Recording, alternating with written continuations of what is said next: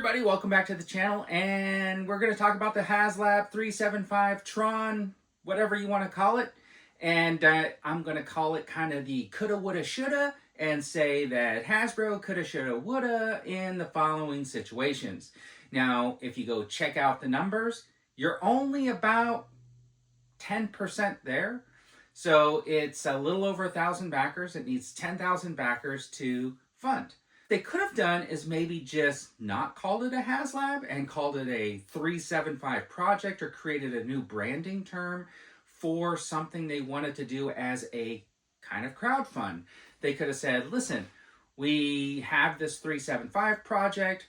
We need 10,000 people to get behind it to fund this thing. And what's going to happen in the main unit here, we're going to give you a couple of light cycles. We're going to give you these figures, and we're going to give you this lighted grid board, which is the light cycle board. And then we could have said that once it's funded, during the next 300, if it funds, then over the next 375 days, we're going to be able to introduce some new items that will be like kind of timed releases, like additional figures, like Flynn in the disguise, like Ram. Additional light cycles, like the red light cycle, like the yellow light cycle, like 2 additional blue light cycles.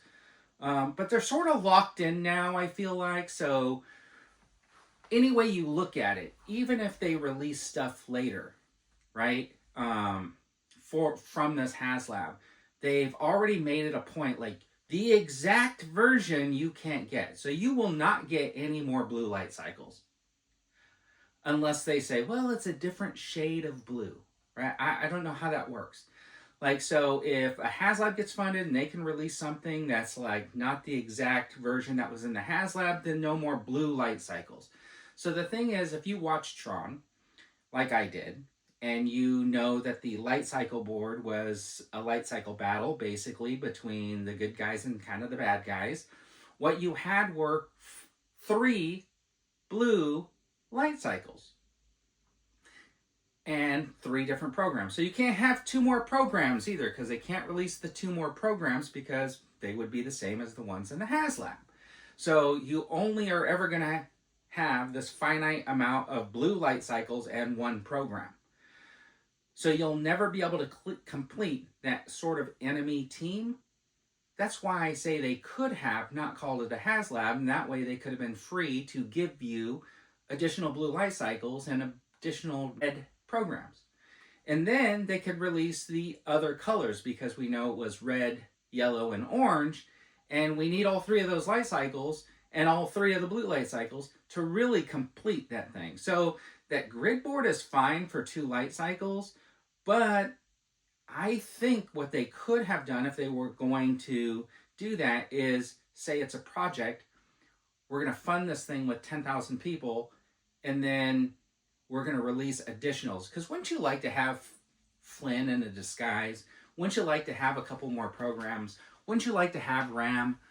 I mean, if you're having a Tron collection and this is it, do you just want an incomplete Tron collection? So if they would have just not called it a HASLAB in the beginning and called it like 375 project or something like that, and I know a year is 365 days, and they could have went, say, 375 days.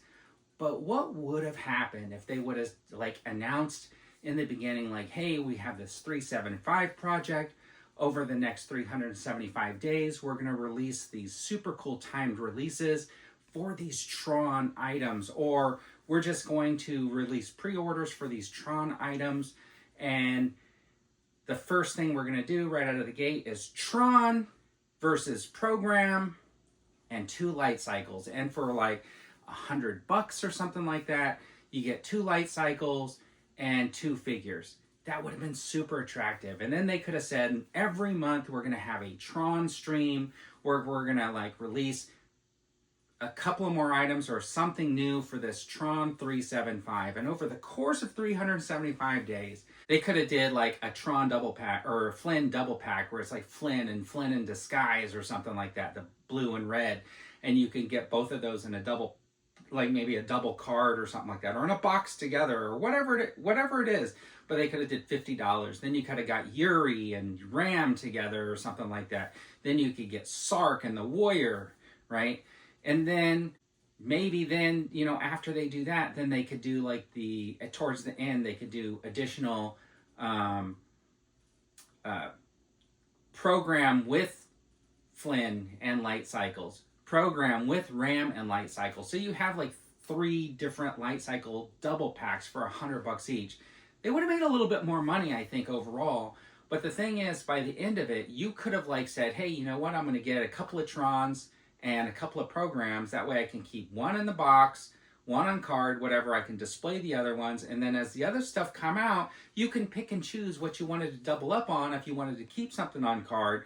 But you could definitely pick up like everything for your collection, and you would have sort of a complete collection.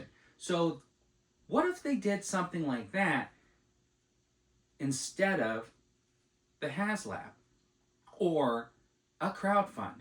What if over the course of the year they just did like celebrated Tron with a multitude of releases, and then they could still kind of have them on the back burner if they were super popular, and then by the end of that you would have this really awesome Tron set, and maybe towards the end they release like a grid display or something like that. I don't know if they really wanted to do the grid display.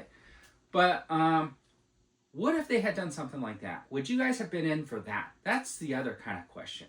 Okay, so what they should have done, in my opinion, is just not called it a HasLab. When I hear the word HasLab, I think of dream project. And by no means do I think any of this is a dream.